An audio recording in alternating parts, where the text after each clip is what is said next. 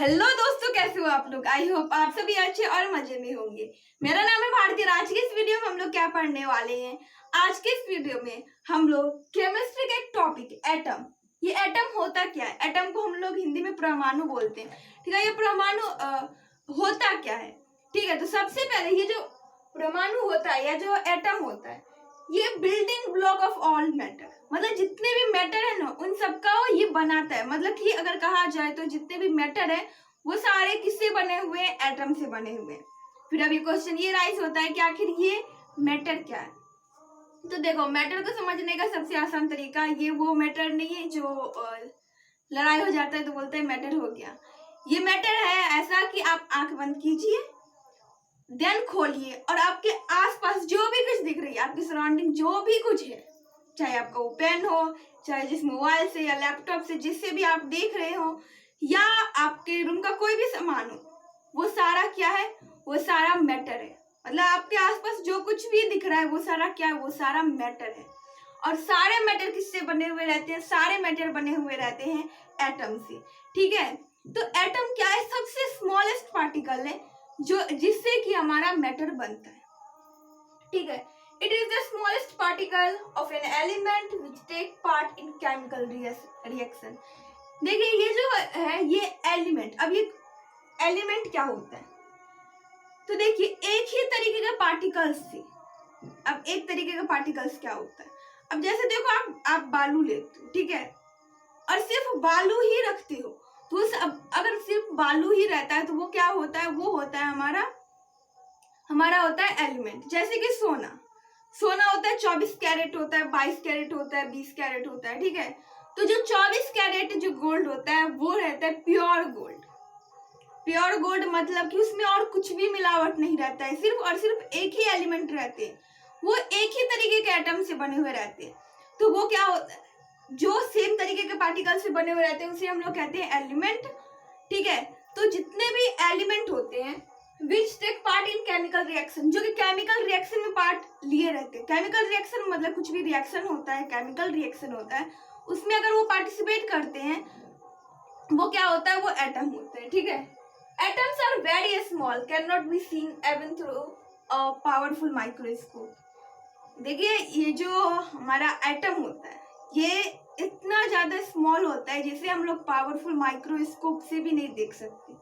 तो आप सोच रहे हो किसे हम लोग देखते हैं, किसे, मतलब पावरफुल में बहुत ज्यादा पावरफुल माइक्रोस्कोप रहता है, उससे कहीं जाकर के हमें वो एटम दिखता है। मतलब वो भी अगर कहा जाए तो जैसे कुछ नहीं होता, धुंधला धुंधला टाइप का दिखता है, तो वैसा कुछ वो हमारा एटम दिखता है। इवन अगर हम लोग अगर किसी दूसरी चीज के बारे में बात करते हैं तो हम लोग क्या बोलते हैं कि हम लोग नेकेड आई से नहीं देख सकते। नेकेड आई मतलब खुली आंखों से नहीं देख सकते, मतलब कि माइक्रोस्कोप से देख सकते हैं। बट ये एटम ऐसा है जिसको कि खुली आंखों से भी नहीं, पावरफुल माइक्रोस्कोप से भी नहीं देख सकते। उसके लिए उसे बहुत ही ज्यादा पावरफुल माइक्रोस्कोप की जरूरत रहती है, और उससे भी वो शायद ही दिख पाती है। मतलब कि पूरी अच्छी तरीके से वो दिख नहीं पाती है, थोड़ा थोड़ा वो धुंधला दिखती है, थोड़ा थोड़ा अच्छा दिख जाती है। ठीक है, अब देखो ये जो एटम होता है ना, एटम के बारे में अगर आप स्टार्टिंग में पढ़ोगे तो वो कहा जाता है कि इंडिविजुअल है। इंडिविजुअल मतलब कि जिसे हम लोग डिवाइड नहीं कर सकते। अब जैसे देखो, कोई सामान है और वो इतना ज्यादा छोटा है कि उससे ज्यादा आप उसके टुकड़े नहीं कर सकते हो, वो क्या कहता है, वो होता है एटम। बट बाद में जाकर के क्या हुआ कि ये एटम भी डिवाइड हो जाता है, जो कि इलेक्ट्रॉन, प्रोटॉन एंड न्यूट्रॉन बनता है। बट स्टार्टिंग में क्या बोला जा रहा था कि ये जो एटम है ये सबसे ज्यादा छोटा है और इसे और डिवाइड नहीं किया जा सकता।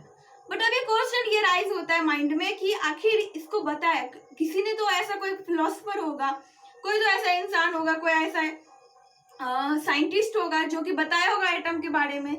तो सबसे पहले हमारे इंडिया के जो है वो थे महर्षि कर्णर। कौन थे वो, थे हमारे महर्षि कर्णर। ये थे एक फिलोसोफर थे, और ये अराउंड 500 BC, 500 BC को समझाया है। तो जैसे देखो ये 0 है, इससे आगे बढ़ोगे तो यहाँ पर AD आता है, इससे पीछे जाओगे तो ये BC आता है। मतलब कि before birth of Jesus Christ and after birth of Jesus Christ. तो जब जीसस क्राइस्ट का बर्थ हुआ था उसको हम लोग 0 माने। तो आप सोच सकते हो कि अभी 2025 चल रहा है, और 2025 नहीं, 2025 से जीरो पर तक आओगे, 0 से 2025, और इससे भी 500 साल पहले, इससे भी कितना 500 साल पहले, मतलब अराउंड 500 बीसी में ये जो महर्षि कन्नड़ थे ना, उन्होंने इस एटम के बारे में कुछ बताया था। वो क्या बताए थे? तो देखो, वो हम लोग जानते हैं कि हम लोग हिंदी पढ़ रहे थे, तो वो एटम के बारे में तो बिल्कुल नहीं, वो बताए थे परमाणु के बारे में, मतलब वो नाम दिए थे परमाणु। अब देखो वो क्या हुआ था ना, वो कोई साइंटिस्ट तो नहीं थे, वो एक फिलोसोफर थे, और उन्होंने वो क्या कर रहे थे, जब कुछ लिख रहे थे या कुछ सोच रहे थे, तो उस टाइम में क्या हुआ कि वो एक चावल का दाना लिया हाथ में, ठीक है, और फिर उसे ऐसे खाते रहे, जैसे वो नहीं कोई लोग नाखून को चबाते रहता है, तो वैसे ही वो छोटे से चावल को वो चबाते गए, मतलब थोड़ा थोड़ा करके खाते। लास्ट में जब वो देखा कि बहुत ही छोटा सा, मतलब वो चावल, आप सोच सकते हो चावल का दाना, और उसका भी एक छोटा सा पार्टिकल जब उसके हाथ में बचा, तो वो बोला कि जब ये पूरा एक चावल था, मतलब तब हम उसको राइस बोलते हैं, चावल बोले, बट वो जो इतना छोटा पार्टिकल है उसको क्या बोलेंगे? तो उन्होंने बोला कि इसको हम लोग क्या बोलेंगे, इसको हम लोग परमाणु बोलेंगे। मतलब कि जो मैटर का सबसे छोटा पार्ट होगा उसे हम लोग क्या कहेंगे? परमाणु कहेंगे, ठीक है। तो उन्होंने क्या बोला कि उन्होंने बोला कि जो छोटा पार्टिकल है वो परमाणु होगा। और उसके बाद सेकंड आए डेमोक्रिटस एंड लुसिफर। ये कौन थे? ये सब ग्रीक फिलोसोफर थे। तो देखो ये बोलेंगे, आप सोच रहे हो कि ये दोनों एक साथ कैसे? तो देखो, एक इसमें गुरु जी है, एक चेला है। ये गुरु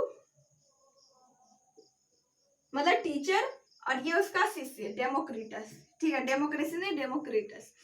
अब देखो ये क्या थे ना, ये दोनों भी इस एटम पर रिसर्च किए। तो देखो वो सबसे पहले ये जो नाम है ना, एटोमॉस से आया है। एटोमॉस कौन सा नाम? तो ये जो एटम है, एटम आया है एटोमॉस से। ग्रीक में एटम को एटोमॉस बोला जाता है। एटोमॉस का मतलब क्या होता है? इनडिविजिबल, इनडिविजिबल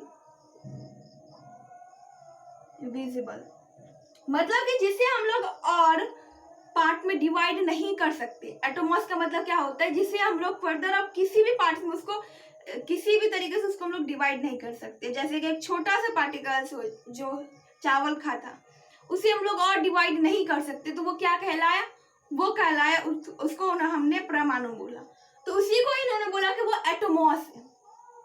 तो आप बोल रहे हो कि ऐसा कैसे हो सकता है, मतलब अलग अलग जगह पर लोग अलग अलग बात बोल रहे हैं।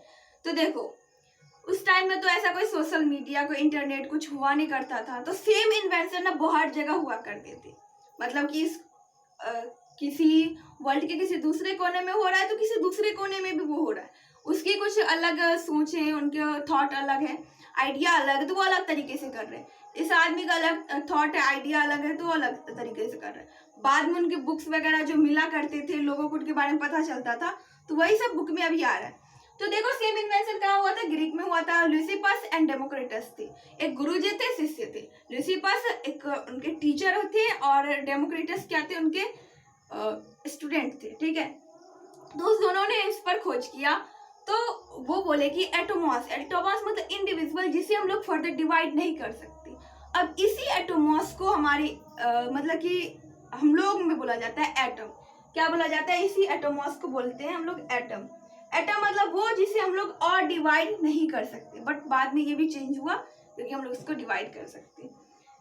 देखो इसके बाद आया एंटन एंड लेवोसियर। और अभी जो हम लोग आगे, मतलब कि आगे के आने वाले जितने भी वीडियो रहेंगे उसमें हम लोग इसके लॉ के बारे में पढ़ेंगे। मतलब कि बहुत सारे लॉ होते हैं, तो उन सारे लॉ के बारे में पढ़ेंगे।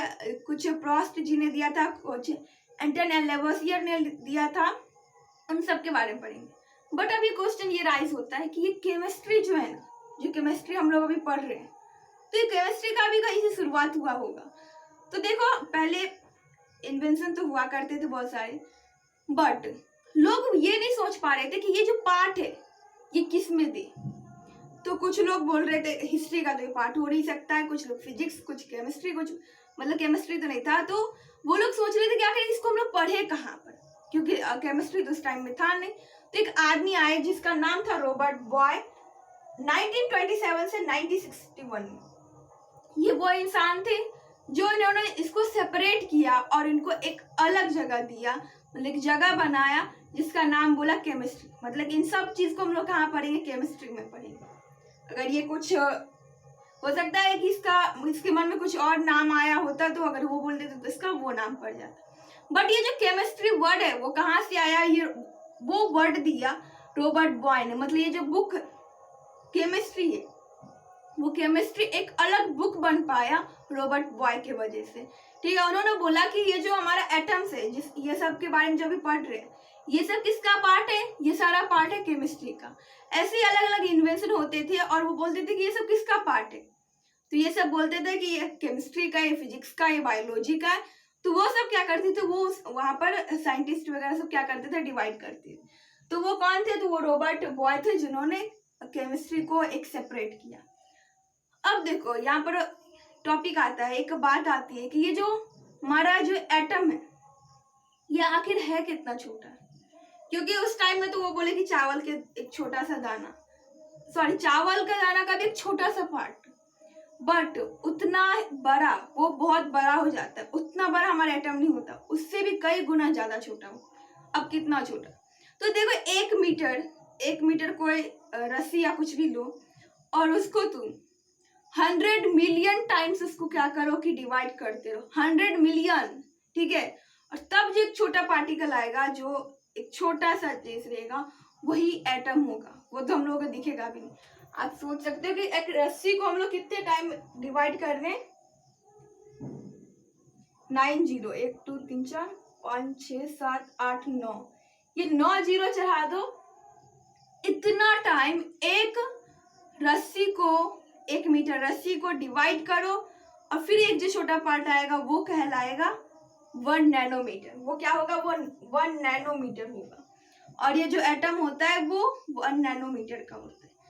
ठीक है, आई होप कि आप लोगों को समझ में आ गया होगा। अब मिलते हैं अगले वीडियो में। अगर वीडियो आप लोग यूजफुल रहा तो प्लीज वीडियो कर दीजिएगा एक लाइक और हमारे चैनल कर दीजिएगा सब्सक्राइब। Thanks for watching.